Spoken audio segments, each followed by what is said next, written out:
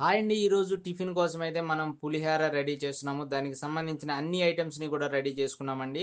ఆ తర్వాత పొయ్యి ఎలిగించి పెనం పెట్టుకొని నూనె పోసుకొని దాంట్లో శనగగుళ్ళు వేసుకోవాలండి. తాలింపు గింజలు, మిరియాలు కూడా వేసుకోవాలి. ఇవి వేసుకున్నాక చక్కగా తిప్పుకోవాలండి. అవన్నీ మగ్గేదాకా చక్కగా గరిటె తీసుకొని తిప్పుకోవాలి.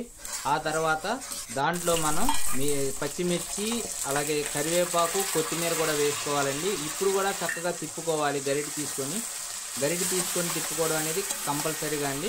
ఆ తర్వాత మనం ఉప్పు, అలాగే పసుపు వేసుకోవాలండి.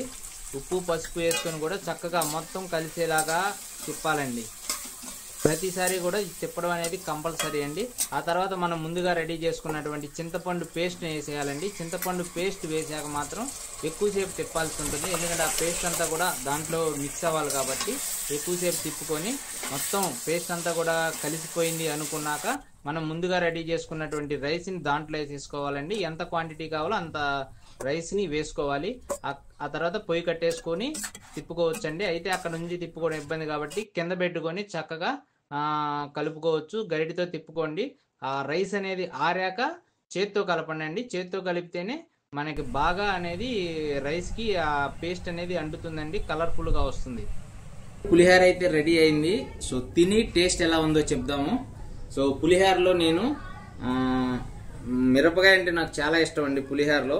సో అట్లాగే దాంతో పాటుగా ఉల్లిపాయ కూడా నంచుకుంటే టేస్ట్ అయితే అదిరిపోద్దండి. ఫస్ట్ ప్లేన్ పులిహోర తిందామండి, ఎలా ఉందో చెప్దాం.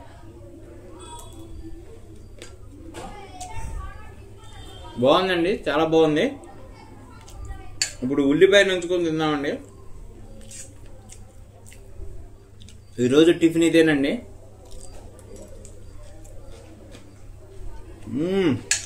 ఉల్లిపాయ మేము చిన్నప్పుడు చదువుకునేటప్పుడు ఇట్లా చేసుకొని తినేవాళ్ళం అండి.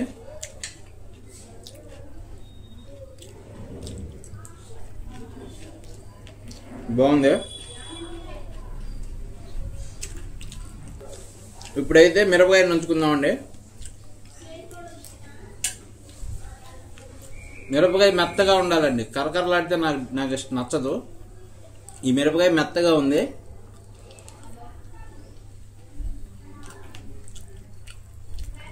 చాలా బాగుందండి. లైట్గా స్పైసీగా ఉంటుంది, లైట్గా. ఇదిగోండి మిరపకాయ. సరే అండి, మీరు కూడా ఈరోజు మీ టిఫిన్ ఏంటో కామెంట్ బాక్స్లో కామెంట్ చేయండి. మీరు కూడా పులిహోరలో ఉల్లిపాయలు నంచుకుంటారా, మిరపకాయ తింటారా, పచ్చిమిరపకాయ తింటారా అనే విషయం కూడా కామెంట్ చేయండి. థ్యాంక్ యూ అండి.